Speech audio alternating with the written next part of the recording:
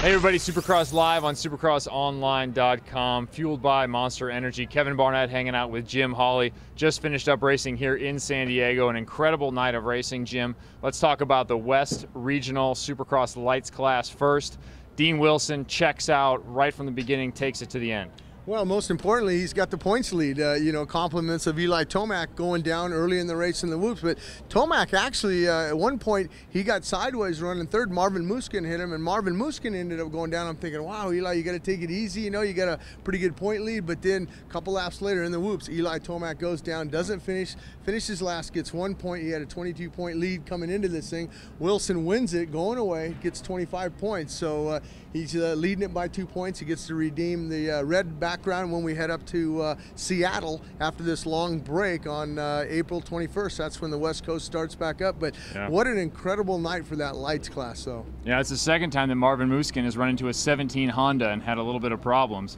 But yeah, fantastic night. All the build-up when we were talking to Wilson early on was you're down by 22. How does this change your approach? Now he goes into the break up. Amazing. Yeah, it is. And another amazing ride for Cole Seeley. Cole Seeley gained a lot of points also tonight, and him by finishing up second here tonight. Cole Seeley says, I'm back in this championship fight. And how about the guy who finished up third, Matt Moss, on that KTM for his team from Australia. His brother Jake was over here, and Jake never got a podium, but Matt Moss gets a podium tonight here. And it's pretty interesting that all three of those guys had to go for a drug test after the main event. The AMA and FIM whisked them away, and they said, hey, you guys got to go do a test right now. Yeah, it seems like this is the time. They've been up in the Supercross class with Reed and Villapoto, and now on into the lights. Let's move over to that Supercross class. You wanted some incredible racing. You got it tonight. Up front, it was Reed and Villapoto right to the wire. Well, it was, and it was a great race. And how about that hole shot, $1,500 from Nuclear Cowboys to Brett Metcalf on that Suzuki. Amazing. It was nice seeing Brett Metcalf up there running up front. But, you know, like you said, Villapoto made quick work of him. Stewart made quick work of him. Reed made quick work of him. I'm thinking, okay, we're in for a race. And all of a sudden, Stewart goes down in the whoops, and he goes down hard. It took a few guys to get him untangled from underneath his bike. But Stewart lost a lot of points tonight.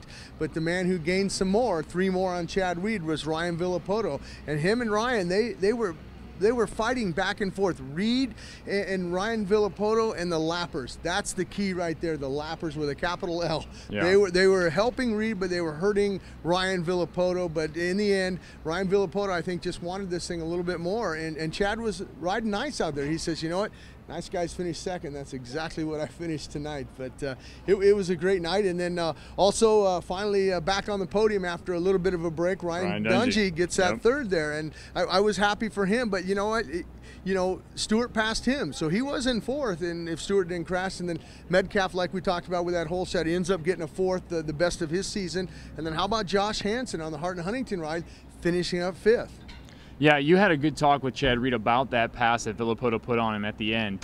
Sounded like Reed had some mixed feelings about whether he was being treated roughly or not in that corner. What was your opinion on that pass? You know, I think it was good. I think it was aggressive, but I guarantee you one thing, that when we head back east, it's going to get a whole lot more physical in that Supercross class. These guys are going to start moving some guys out of the way. But you got to remember, last year, Chad Reed, you know, guys would come underneath him and pass him, and they'd end up crashing and taking out Reed. So I think Reed's kind of looking out of the corner of his eye going, well, I don't want to tangle this early. You know, we're only in round 6. I don't need to throw away points. I'm okay with that second. I mean, even though he would have liked to have the win and his 7th win here in San Diego. But Chad Reed, only 6 wins here in San Diego. He'll have to try again next year. It was interesting when you were talking with Dungey. Dungey talked about how long the season is and how this is just the very beginning. And I like his long view of the year, and that it's not a lot of panic time now. 2 fourths back on the box this week. He seems very relaxed and comfortable with where his team is and where his bike is at. Oh, I think he's happy with it. I think he's happy to go back east. You know, he's from Florida. He's going to be able to be in his own bed along with Chad Reed.